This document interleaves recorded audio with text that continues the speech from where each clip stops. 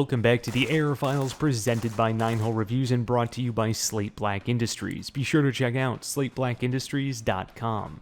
In this episode, we'll be taking a look at the various chambers you'll find available for the AR-15 and which option might be best for you and your rifle. And we're not talking about the different chamberings between, say, 5.56, 300 blackout, or 9mm. The chamber, as you probably know, is a component of the barrel, but looking exclusively at 223 5.56 guns, there are indeed different specifications for this part. And chamber selection itself can be easily overlooked by someone who isn't deeply familiar with the particularly nuanced conversation and debate around the differences, or, depending upon which research or article you reference, perceived differences between the 223 Remington and 5.56x45 NATO rounds. That's to say, you'll routinely see both 223 and 5.56 marked ammunition offerings available.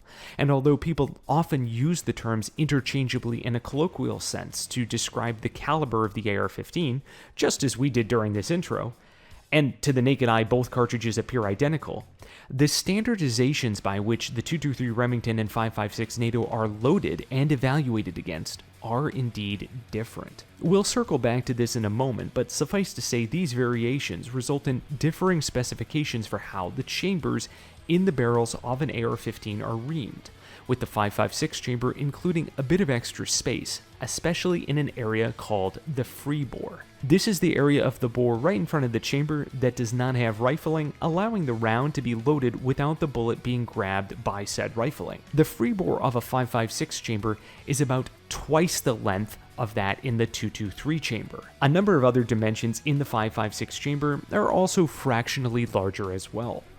Now, if we think about what this means, there's more space to accommodate the miniature explosion that will take place when the round is fired. This means the overall pressure in the chamber will be less in a 5.56 chamber than if the same round were fired in the tighter 223 chamber. Okay, so let's circle back on the 5.56 NATO versus 223 Remington cartridges. The pressure standardization specifications and testing methodology for 223 Remington are set by the organization SAMI, whereas 5.56 is set by NATO.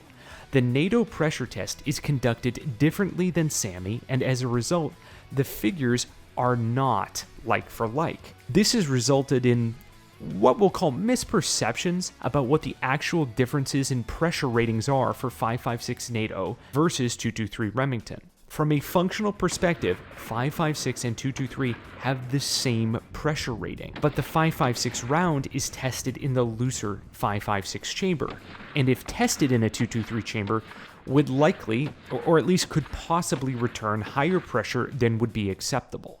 Okay, we're getting pretty heavily down in the weeds here.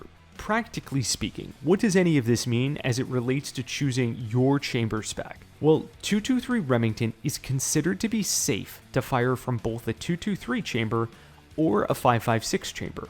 On the flip side, 5.56 NATO is not considered to be safe to fire from a 223 chamber, due in large part to the risks of stacking tolerances. In other words, plenty of people have probably fired 5.56 through a 223 chamber with no ill effect. But if the combination of how hot a given round is loaded, plus how tight a given chamber has been reamed, both go the wrong way, there's at least a chance that primers may blow or a case may fail to extract. So if you want to ensure that you're able to fire any commercially available 223 or 5.56 ammunition through your rifle, the answer is likely ensure that your barrel is reamed for 5.56. So this leads to the next part of the equation, which is why would anyone want a 223 chamber if the 5.56 chamber allows you to shoot everything through it? Well, due to the dimensional changes on the 5.56 chamber, there can be a sacrifice in accuracy. There's an argument that inconsistencies with the looser 5.56 chamber could result in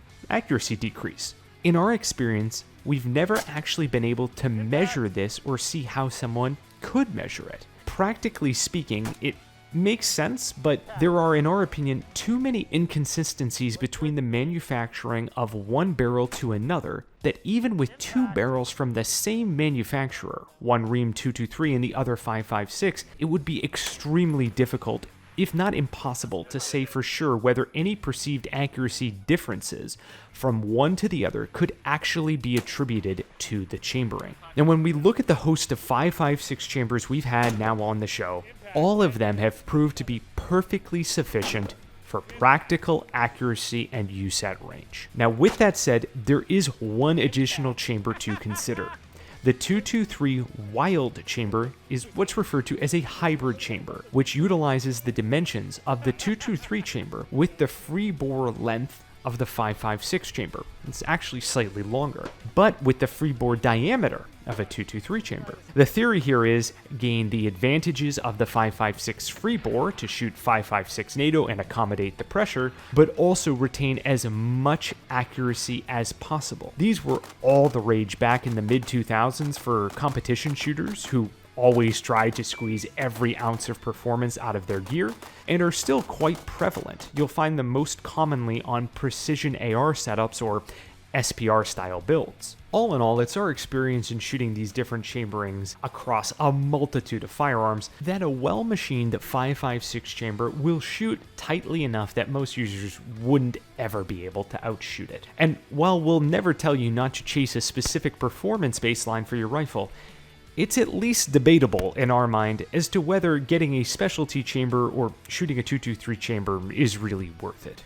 A quick final administrative note here. When reviewing a rifle's chambering, ensure that you aren't just looking at the stamping on the lower receiver to determine the chamber spec. Look at the barrel itself and the stamping on the barrel to see what is marked. Many lowers use the term 223 or 5.56 in the colloquial interchangeable sense, whereas the barrel is usually an appropriate representation of the true specification of the chamber. Now, if you're interested in the nuances and testing between 5.56 and 223 and these different chamberings, there are some phenomenal articles available. Specifically, check out Andrew T's 5.56 versus 223 What You Know May Be Wrong over on Lucky Gunner Labs. This is an over decade-old article, but still carries plenty of relevant information for you today. And next, we'd like to hear from you in the comments below. What chambering do you select for your rifle? 5.56, 223, 223 Wylde? Be interested to hear from you. And until next time, we'll see you on the range. 716 is Steel 96, 4 Vic, 8 packs, red con 1, green to green. How copy, over? Steel 96, this is 716, roger, over. 16, Steel 91, 1 pack, green, green, over. This is 716, roger, over. 16, Steel 92, 1 Victor, 2 packs, red con 1, over.